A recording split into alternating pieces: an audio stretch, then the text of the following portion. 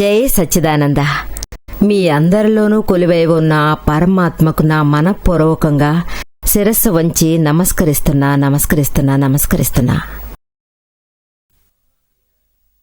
గురు శిష్యుల మధ్య ఉన్న యథార్థ సంబంధం గురించి ఇప్పుడు మనం మాట్లాడుకోబోతున్నాం. సమర్పణం, అలాగే గురువుకి శిష్యుని పట్ల కృప, దీని గురించి మనం ఎక్కువ మాట్లాడుకున్నాం. ఎంతగా సమర్పణ శిష్యునిదో అదే బాధ్యత గురువు అంగీకరిస్తాడు గదా. సమర్పణమంటే సంపూర్ణ సమర్పణ భావం. మనసు, తనువు, వాక్కు, శరీరం, కళ్ళు, ఆత్మ వేరే ఏ ఒక మార్గమైనా సరే ఈ సమర్పణ వేరే ఎందులోనూ దేనితోనూ అటాచ్మెంట్ అనేది లేదు. అది తప్ప అన్ని వ్యవహారాలే, సూపర్ ఫ్లోసే, డ్రొమాటిక్. బట్ లోపల సంపూర్ణ సమర్పణ తమ గురువు కోసం ఉంటుంది. అలాగే వీళ్ల లక్ష్యం మోక్షం కోసం మాత్రమే ఉంటుంది. వేరే ఏ లక్ష్యమూ దీని వెనకాల లేనే లేదు. గురువు దగ్గర చూశారంటే ఆత్మ, అలాగే మోక్షం, ఇవి తప్ప వేరే ఏ లక్ష్యమూ వారికి లేవు. అదిగాక వేరే ఏ లక్ష్యం ఉన్నా, వేరే భావన ఉన్నా సరే అప్పుడు వాళ్ళు 100% సమర్పణ నుంచి శిష్యుణ్ణి డైవర్ట్ చేసి పారేస్తారు. అందువల్ల ఈ రకమైన సమర్పణ బుద్ధి చాలా రేర్గానే కలిగుంటుంది. ఎవరికైనా 100కి 1కే ఉంటుంది ఇటువంటి బుద్ధి, సమర్పణ బుద్ధి. అప్పుడు గురువు ఒక్కరు మాత్రం బాధ్యతగా ఉండాల్సిన అవసరం అనేది ఉంటుంది. అంటే శిష్యుణ్ణి లక్ష్య మార్గాన్ని చేరుకోనివ్వడం. ఆ తర్వాత శిష్యునికి ఏమీ చెప్పాల్సిన అవసరం లేదు, ఏది చేయాల్సిన అవసరం లేదు. 100% సమర్పణమే. That's it. ఎవరు సమర్పణ అవుతారో వాళ్ల కోసం మనం ఎప్పుడూ ఇదే విధంగా నిలిచిపోవచ్చు. ఎవరు ఈ రకంగా ఉన్నారో వాళ్లకు దిగులు అనేది ఏముంటుంది? ఎవరు సమర్పణ చేసుకుంటారో వాళ్ల గురువుగారే దీని గురించి ఆలోచించి తీరాలి. వాళ్లే అన్నిటికీ దిగులుపడి తీరాలి. ఎవరు సమర్పణ చేసుకుంటారో వాళ్లకి ఏ ఒక దిగులు ఉండదు. ఎందుకంటే గురువుగారే అన్ని బాధ్యతలు స్వీకరిస్తారు. మోక్షం వరకు మనకు రక్షణ కల్పిస్తారు. మధ్యలో ఎక్కడా ఉండదు. ఇటువంటి ఒక అనుభవం నాకు ఒకసారి ఏర్పడింది. దాదాజీ నాతో చెప్పారు, నేను నీకు మోక్షం దాకా రక్షకుడిగా ఉంటాను. మోక్షం దాకా నువ్వు ఎప్పుడూ నాతోనే తోడుగా ఉండొచ్చు. ఈ విధంగా ఆయన మళ్లీ మళ్లీ చెప్తారు. కానీ ఆఖరి సమయంలో ఆయన దీని గురించే చెప్తారు. ఇంకొక జన్మ అనేది నీకు ఉంటుంది. ఇదే విధంగా మీరు నాకు సేవ చేస్తుంటారు. అలాగే మరు జన్మలో నాతోనే నీకు మోక్షం అనేది వస్తుంది. దాదాజీ తనువు చాలించినప్పుడు నాకు ఒక ప్రత్యేకమైన ఉద్వేగమే అప్పుడు కలిగింది. అయ్యయ్యో, ఆయన నన్ను వదిలిపోయారే. వెంటనే నాలో ఒక మెళకువ, దాదాజీ మోక్షం దాకా అని అన్నారు కదా, మధ్యలో దీని గురించి ఏ మాట లేదే, దీనికోసం నేనెందుకు ఇంత బాధపడాలి? అతను మోక్షం దాకా మన కోసం ఉంటారు. అప్పుడు నేనెందుకు దిగులు పడాలి? మోక్షం దాకా మనకు వారు రక్షణ కల్పిస్తారు. నిజమైన జ్ఞానులు, సద్గురువులు. అలాగే శిష్యులు ఈ ఒక పని చేసే తీరాలి. మోక్షం ప్రాప్తం పొంది తీరాలి. సమర్పణ భావన ఆజ్ఞలోనే ఉంటుంది. ఆజ్ఞలో కూడా వినయం, పరమ వినయం. చిన్న ఒక ఆజ్ఞ అయినా కూడా దాన్ని మనం ఎలా చేసి తీరాలనేదే. ఆజ్ఞే ఇతని ధర్మం, ఆజ్ఞే ఇతని తపం. ఇటువంటి బంధం గురువుకి శిష్యునికి మధ్యలోనే ఉండి తీరాలి. ఒక చాలా అందమైన జైన శాస్త్ర తాలూకు విషయం. చాలా రోజుల క్రితమే అతను ఆచార్యుడైపోయాడు. చాలా సంవత్సరాల క్రితం జరిగింది. ఇది పాత విషయమే. మహా ఆచార్యుడిగా ఉన్నాడు, సాధువుగా ఉన్నాడు. అతనికి చాలా కీర్తి ప్రతిష్టలు అందాయి. అన్ని చోట్ల అతనికి కీర్తి దక్కింది. వినడానికే సంతోషం అనిపించింది. ఇంకా చెప్పాలంటే ఆ క్షేత్రంలో శ్రీమంద స్వాముల వారి బోధనలు వినిపించాయి. ఇతని నోటి నుంచి బయటికి వచ్చినవి. ఇదే విధమైన వార్తలు ఇంకో దారి నుంచి బయటికి ఉప్పొంగాయి. ఈ విషయం తాలూకు చర్చే జరగసాగింది. ఒకసారి ఇంద్రభగవాన్ వచ్చి మహావీరుడితో అడిగాడట. అంటే శ్రీమందస్వాముల వారిని, భారత క్షేత్రంలో మీలాగే మాట్లాడేవాళ్లు ఎవరైనా ఉన్నారా, మీలాగే జ్ఞానబోధలు అందించేవాళ్లు ఎవరైనా ఉన్నారా అని అడిగారట. వెంటనే ఈయన కాళికాచార్యులున్నారు, ఒక మహానుభావుడు. వెంటనే ఇంద్రమహారాజుకి సందేహం, ఈ సమయంలో ఈయనలాంటి వాళ్ళు ఎవరక్కడ ఉంటారు అని. అతని మనసుకి ఈ విషయం అందనే లేదు. వెంటనే అతను నేను పరీక్ష చేసి చూస్తానన్నాడట. వెంటనే కాళికాచార్యులు కుటీరం అటవీ మార్గంలో ఒక ప్రదేశంలో కనిపించింది, అక్కడికెళ్లారు. ఆ సమయంలో కాళికాచార్యుల శిష్యులందరూ బయటికెళ్లారు దీక్ష నిమిత్తం.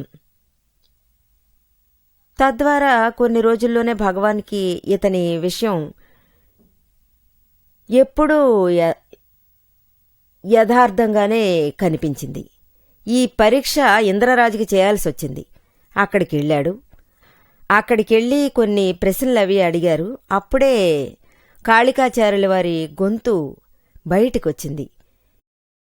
ఏ ఒక గొంతు ఏ కొన్ని విషయాలను ఆయన భగవాన్ దగ్గర అడిగాడో, తీర్థంకరుల భగవాన్ దగ్గర అడిగాడో, అవే కొన్ని విషయాలు అదే గొంతుతో కాళికాచార్యుల దగ్గర ప్రశ్నించగలిగాడు. చాలా వరకు ఆయన ఇది విని సంతోషించాడు. అలాగే సాష్టాంగ నమస్కారం చేసి నేనే ఇంద్రలోక రాజునని చెప్పి తన నిజమైన స్వరూపాన్ని విప్పి చూపారు. ఇంద్రుని ఆ విశ్వరూపం చాలా చాలా అందంగా కనిపించింది. అలాగే ఆ అందం అంత తొందరగా ఏ ఒక్కరూ చూడడం కుదరదు.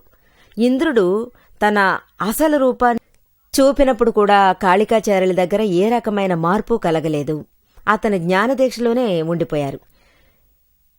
ఇంద్రుడు నమస్కారం చేసుకుంటేనే చెప్పడం మొదలుపెట్టారు. నాకు చాలా సంతోషంగా ఉంది. భగవంతుడు ఏం చెప్పాడో అదే జరిగింది. నేను మిమ్మల్ని మళ్లీ మళ్లీ నమస్కారం చేసుకుంటున్నాను. కొంచెంసేపు జ్ఞాన చర్చ జరిగింది. కాసేపాగి కాళికాచార్యుల వారు చెప్పారు, మీరిక్కడి నుంచి సెలవు తీసుకుని బయలుదేరండి. ఇంద్రరాజుకి చాలా ఆశ్చర్యం వేసింది. దేవతలు వెతుక్కుంటూ వస్తే సంతోషంగానే కదా ఉంటారు, కానీ ఇతనెందుకు వెళ్లమంటున్నాడు? ఏ విషయంగా ఉంటుంది? అతను పరమ వినయంతో ఉన్నాడు. ఆయన ఇంద్రరాజు ఆయనతోటి నేనిక్కడ ఉండడం నాకు సంతోషంగానే ఉంది, మీరెందుకు నన్ను వెళ్లమంటున్నారు? ఎందుకంటే అంత తొందరగా దొరకదే. కాళికాచార్యులు వెంటనే చెప్పారు, ఇలా చూడండి, నా శిష్యులు తిరిగి వస్తారు. ఒకవేళ నా శిష్యులందరూ తిరిగి ఇక్కడికి వచ్చి మీరు ఇక్కడ కూర్చోవడం చూస్తే ఈ వైభవం అవతారం వగైరా గమనించి కొంచెం కూడా ఆవేశానికి గురి కాకూడదు. అందువల్ల అనవసరమైన తతంగాలు ఏర్పడతాయి కదా. అరేరే, నాకు ఇంద్రదాసులా కావాలి, వైభవం జరగాలి అని కోరుకుంటారు. ఇటువంటి ఆలోచన మాత్రం అతని మనసులోకి వచ్చేస్తే అతని మోక్ష మార్గం నుంచి దూరమైపోతారు. వాళ్ల లక్ష్య సాధనకు అడ్డుపడతారు. అందువల్ల దయచేసి నేను చెప్పేది వినండి.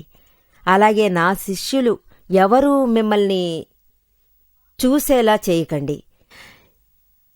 ఇంద్రరాజు చాలా సంతోషించారు. ఆహా, ఎంత మంచివారా మహాశిష్యులు, గురుశిష్యులు తమ గురువుని ఎంతగా చూసుకుంటున్నారు. శిష్యుల లక్ష్యం కోసం ఏం చేయడానికైనా తయారయ్యారు. నిజంగానే సద్గురువు అని ఎవరినంటామంటే శిష్యులు ఎప్పుడు లక్ష్యంలో ఉంటారు కదా. కొన్ని సందర్భాల్లో ఏమవుతుందంటే శిష్యునికి కొన్ని విషయాలు అర్థం కాకుండానే పోతాయి. వీళ్లు తమ లౌకిక దృష్టితోనే చూసుకుంటున్నారు. అందువల్ల వీళ్లు గురువు నుంచి తప్పుగానే అనుకుంటున్నారు. తన గురువు తన కోసం ఏమీ చేయకుండా ఉన్నారు, ఏదో చేస్తున్నాడనుకుంటారు. ఈ విధంగా జరగడం లేదు. ఇది ఊరికే ఒక కుర్రాడిని పాడు చేయాలనుకుంటే ఒకసారైనా తన శిష్యుని ఖచ్చితంగా పాడు చేయగలం. మనం సద్గురువుని అర్థం చేసుకుంటే అతని కోసం మనం అన్నిటినీ సమర్పణ చేసుకునేలా చేసి దాన్ని గనుక మనం సాధిస్తే, అది సమర్పించుకుంటే, ఆ తర్వాత ఈ బుద్ధి ఉంది చూసారా, అనవసరమైన వినాశన బుద్ధి, అది చెప్పేది మాత్రం మీరు వినకండి. మీలోని ఈ సమర్పణ భావంలో ఎన్నో మార్పులు అది చేయగలదు. అందువల్ల కాళికాచార్యులు ఇంద్రరాజుని తిరిగి వెళ్ళండని ఆయన చెప్పారు. ఇంద్రరాజు తనకున్న ఒక గుర్తుని అక్కడ వదిలేసి వెళ్ళాడు. ఆయన అక్కడ నించున్న కాలి గుర్తులను అక్కడికక్కడే వదిలేసి వెళ్లారు. అతను ఏం చేశాడు? అతని ఇంటి ద్వారం ఉంది కదా, ఆ ద్వారానికున్న తలుపు ఆయన తలక్రిందులుగా మార్చివేశాడు. అంటే తూర్పునున్న తలుపు పడమరకు మార్చి అన్నిటినీ అలా మార్చిపారేశారు. అంటే అప్పుడే అతని గుర్తులంటూ ఏవైనా అక్కడ ఉంటాయి. కొంచెంసేపు తర్వాత అతనే అక్కడి నుంచి వెళ్ళాడు, తన దేవలోకం వెళ్ళిపోయాడు. ఆ తర్వాత శిష్యులందరూ మళ్లీ వచ్చారు. అందరూ తలుపు ఎక్కడెక్కడని తలుపుని వెతుకుతూ మొదలుపెట్టారు. కానీ అది ఎవరికీ దక్కలేదు. ఎందుకంటే రోజు తూర్పునే ఉంటుంది, కానీ అది ఈ రోజు ఇంకెక్కడో కదా ఉంది. ఏమైంది? ఎక్కడ చూసినా ఇలాగే ఉందేంటి? ఇది ఇలాగుండగా కాళికాచార్యులకి వాళ్ళందరూ వస్తున్నారని తెలిసిపోయింది. వెంటనే అతను బయటకొచ్చి నిలబడి, ఇటువైపు రండి, ఇటువైపు రండి, తలుపు ఈ సైడ్ ఉంది, సౌత్లో ఉందని ఆయన అన్నారు. ఎందుకంటే మరి శిష్యులందరికీ చాలా ఆశ్చర్యం వేసింది. ఆహా, 2 గంటల లోపు తలుపు షేపే మారిపోయింది, ఇల్లు కూడా ఒక్కసారిగా టర్న్ అయిందే, ఈ విధంగా ఎలా ఇది సాధ్యమైంది? వెంటనే వాళ్ళు వాళ్ళ గురువుతో చెప్పారు, ఇదెలా సాధ్యం? ఇక్కడున్న తలుపు అక్కడికి ఎలా వెళ్ళింది? తూర్పు నుంచి ఎలా పడమర దిక్కుకు వెళ్ళింది? వెంటనే ఆయన బదులు చెప్పారు, ఇలా చూడండి, ఈ మార్పులన్నీ ఇంద్రమహారాజు చేసిందే. ఆయన ఇక్కడికి వచ్చారు, రాగానే వెళ్ళిపోయారు. వెంటనే వాళ్ళందరూ, మీరెందుకు ఆపలేదు? మాకోసం వాళ్ళను ఉండమనొచ్చు కదా, మేము ఆయన్ని దర్శించుకునేవాళ్లం కదా. ఇలా చూడండి, నేనే ఆయన్ని ఇక్కడి నుంచి పొమ్మని పంపించాను. మీరందరూ ఆయన్ని దర్శించుకుని ఒకవేళ మీలో ఎవరి మనసైనా బాధపడుంటే ఈ వైభవం మనకు ఖచ్చితంగా దక్కని ఈ భావన వస్తే మీరు ఖచ్చితంగా మీ మోక్ష మార్గాన్ని మర్చిపోతారు. అందువల్లే మీరు రావడానికి ముందుగా ఆయన్ని ఇక్కడి నుంచి వెళ్ళిపోమన్నాను అన్నారు. ఇది విని శిష్యులందరూ చాలా సంతోషించారు. మన గురువులు ఎంత గొప్ప మహానుభావులు, మన మీద ఆయనకి ఎంత ప్రేమ, మనల్ని ఎంతవరకు ఆయన చూసుకుంటున్నారు, మన లక్ష్యాన్ని ఒక్కో క్షణం ఆయన చూసుకుంటున్నారు. మనల్ని లౌకికంలో ఇరుక్కుని అలమటించకూడదు, ఈ మోహం మాయల్లో మనం ఇరుక్కోకూడదు. ఇందువల్ల మన గురువు మన కోసం ఏవేవో చేశారు. ఒక నిజమైన సద్గురువు గనక దొరికితే ఆయన ఎప్పుడూ తన శిష్యుల లక్ష్య సాధన కోసమే పాటుపడతారు. అలాగే శిష్యునికి ఎప్పుడూ శ్రేయస్సే కోరతారు. వీళ్ల మోక్ష మార్గం, లక్ష్య సాధన ఆ బాట నుంచి చెలించిపోకూడదు. అందువల్ల ఎప్పుడూ గమనిస్తూనే ఉండాలి. కాళికాచార్యుల వంటి మహానుభావుల ఉన్నత విషయం ఇది. దాదాజీకి ఒక అందమైన సంఘటన జరిగింది. దాదాజీ 87లో బాగా క్షీణించిపోయారు. నేను సంపూర్ణ సమర్పణ భావనతోనే ఆయన్ని సందర్శించాను. అందరూ దాదా భగవాన్ అని ఆయన్ని అంటారు. దాదా భగవాన్ అంటే మన ఆత్మ, దీన్నే దాదా భగవాన్ అని నేను అంటాను. మన శరీరాన్ని వేరే దేన్నో దాదా భగవాన్ చెప్పట్లేదు. రేపే దీని కథ ముగిసిపోతుంది. ఇతన్ని పోయి ఎవరైనా భగవాన్ అంటారా? ఈ విధంగా అంటాను. కానీ దాదా భగవాన్ అందరి గుండెల్లోనూ ఉన్నారు, నీలోనూ ఉన్నారు, నాలోనూ ఉన్నారు, మనలోనూ ఉన్నారు. అదే మనం తెలుసుకోవాలి. ఇతనే నిజమైన భగవంతుడు, ఇతనే పరమాత్మ. ఒకసారి ఏమైందంటే దాదాజీకి 87లో అనారోగ్యం చేసి చాలా సీరియస్ అయ్యింది. ఆఖరి క్షణాల్లోకి వెళ్ళిపోయారు. అప్పుడే ఆయన పరమభక్తుడు అమెరికా నుంచి ఇక్కడికి వచ్చారు. వారికి దాదాజీ గారి దర్శనం లభించనే లేదు. ఆ సమయంలో దాదాజీ గారి హెల్త్ చాలా దారుణంగా మారింది. ఆయన ఆశీస్సులు కూడా అందివ్వలేని పరిస్థితిలో ఉన్నారు. అందువల్లే వాళ్లతోటి దాదాజీని రెస్ట్ తీసుకొనిద్దామని అలా అన్నాం. మీకు దర్శన భాగ్యం కలిగించుటకు ఆయనకు కొంచెం కూడా శక్తి లేదు. బయట నుంచి వచ్చిన వాళ్లకి ఇది కుదరదని చెప్పేశాం. వాళ్ళు కిందికి వెళ్ళిపోయారు, పైనుంచి కిందికి వెళ్ళిపోయారు. కిందికి వెళ్లి సోఫాలో కూర్చుని దాదా భగవాన్ నామం కలకాలం వర్ధిల్లాలి, దాదా భగవాన్ నామం కలకాలం వర్ధిల్లాలంటూనే వాళ్ళు ఉండిపోయారు, పాట పాడుతూ ఉండిపోయారు. నాకు నిజంగా ఆయన దర్శనం దొరుకుతుంది. ఎందుకంటే వాళ్ళు వచ్చి మర్నాడు అమెరికాకి వెళ్లబోతున్నారు. ఎలాగైనా నాకు దాదాజీ గారి దర్శనం దొరుకుతుందని అందరూ ప్రార్థించారు. నా భక్తి నిజమైనదైతే ఎందుకు దర్శనం దొరకదు? వాళ్లపాటికి ఒక మూలన కూర్చునున్నారు. ఎటువంటి దిగులు వాళ్ళకి లేదు, ఎటువంటి నెగటివ్ థాట్స్ వాళ్ళకి కలగలేదు. మనం చూడలేమా అనే భావనే వాళ్లకు కలగలేదు. వాళ్లు మాత్రం దాదాజీ గారి నామం ఎన్నడూ వర్ధిల్లాలి అని పదే పదే అనుక్షణం అన్నారు. 3 గంటల తర్వాత దాదాజీ పిలిచారు. రెస్ట్ తీసుకుంటున్న మనిషి. తర్వాత ఆయన మెల్లగా అడిగారు, ఎవరైనా నన్ను చూడ్డానికి వచ్చారా? అవును దాదాజీ, చెప్పాను. మిగతా వాళ్ళందరికీ విషయం తెలుసు. వాళ్ళందరూ విషయాన్ని తెలుసుకున్నారు. రెస్ట్ తీసుకునే సమయంలో ఎవరూ ఇక్కడికి రావట్లేదు. కానీ అమెరికాలో ఉన్న సహోదరుడు వచ్చాడు. నాకు తెలుసు. వారు వచ్చి కిందికెళ్ళిపోయారు. దాదాజీ ఏంటి వెళ్ళిపోయారా అని అడిగారు. అవును, వెళ్ళిపోయారని చెప్పాను. మరి తిరిగి వస్తారని చెప్పారు. రేపు అమెరికాకు వెళ్లబోతున్నారు. వెంటనే దాదాజీ అదెలా దర్శించుకోకుండా వెళ్లగలరు? అమెరికాకా? సరే, మీరు వెంటనే వెళ్ళండి. బయటికెళ్ళి వాళ్ళని వెతికి చూడండి. పక్కన మార్కెట్లో ఎక్కడైనా ఉన్నారేమో మీరెళ్ళి చూడండి. వెంటనే ఒకరిని అక్కడ్నుంచి పంపారు. తోడుగా ఒక కుర్రాన్ని పంపాడు. ఆ కుర్రాడు కిందికి వెళ్లగానే చూశాడు. బ్రదర్స్ ఇద్దరూ దారిలో కిందికి వెళుతున్నప్పుడే అక్కడున్న సోఫాలో కూర్చుని దాదా భగవాన్ నామం ఎప్పుడూ వర్ధిల్లాలి, దాదా భగవాన్ నామం కలకాలం వర్ధిల్లాలని చెబుతూ ఉండిపోయారు. ఎలాగైనా దర్శనం చేసుకోవాలనే నమ్మకంతో కూర్చునున్నారు. వెంటనే ఆ కుర్రాడు వాళ్లతోటి, అరెరే, దాదాజీ మిమ్మల్ని పైకి తీసుకురమ్మన్నారని చెప్పాడు. వాళ్లు లోపలికి రాగానే దాదాజీ గారి కాళ్ల మీద అలాగే పడ్డారు. దాదాజీ ఆశీర్వదిస్తూ అన్నారు, మీ మనసులోని ఆశ ఏమిటో చెప్పండి అని అడిగారు. వెంటనే వాళ్ళేమన్నారంటే, దాదాజీ మాకు ఏమీ అక్కర్లేదు, మాకు మోక్షం తప్ప వేరే ఏమీ అక్కర్లేదు అని అన్నారు. అది మాత్రం మాకివ్వండి, వేరే ఏమీ అక్కర్లేదు. వెంటనే దాదాజీ అన్నారు, నువ్వు ఇప్పుడే శ్రీమందస్వామిని కలుసుకుంటే తప్పకుండా మోక్ష మార్గానికి ఆయన దారి చెప్తారని చెప్పారు. వెంటనే అందరూ చాలా గొప్పగా భావించారు. ఈ సోదరుడికి మాత్రం ఎంత భక్తి, ఎంత శ్రద్ధగా సమర్పణ భావనతో ఉన్నాడు. ఒక్క నెగటివ్ థాట్ కూడా లేదు. అలాగే ఫలితం ఎంత దక్కింది. దాదాజీ అంతా అందంగా పరిష్కరించి చెప్పి పంపారు. మళ్లీ పిలిచి వారికి ఎంత గొప్పగా ఆశీర్వాదం అందించారో తెలుసా? ఇది నిజంగా ఒక గొప్ప విషయమే. శ్రీమందస్వామి ఎవరు ఒక రకంగా తీర్థంకరుల భగవంతుడని చెప్పొచ్చు. ఇలా ఇతనొచ్చి జైనులు గౌరవించే ఒక గొప్ప మహానుభావుడు కదా. దేవుళ్ళందరూ అందరి కోసం ఉన్నారు. ఏ ఒక భగవంతుడు ఏ ఒక సాంప్రదాయం కోసం లేడు. శ్రీకృష్ణుడు, రాముడు, మహావీరుడు అందరి కోసమూ ఉన్నారు. ఎవరు నిజంగా తలచి నిండు మనసుతో ఉన్నారో వాళ్ల కోసం అందరూ కొలువుంటున్నారు. ఈ ఆశీస్సులు అందుకుని జీవితంలో ఎన్నో సాధనలు చేసి తీరాలి. ఈ రకంగా సమర్పణ ఎప్పుడు వస్తుందో అప్పుడు మనిషి దీని గురించి తప్పకుండా తెలుసుకుంటాడు. గురువు అతనికంటూ అన్నిటినీ పరిష్కరించాడు. గురువు కోసం, శిష్యుని కోసం భక్తి మార్గం విస్మరించకూడదు. ఈ సమర్పణ కోసం, ఇది చేయడం కోసం మనకు ఎవరు కొన్ని అడ్డంకులు తొలగిస్తారని చూడాలి. సమర్పణ చేసిన తర్వాత కూడా ఎవరు మన మధ్యలో, ఈ కలికాలం నడి మధ్యలో ఆటంకాలు సృష్టిస్తారు. అదే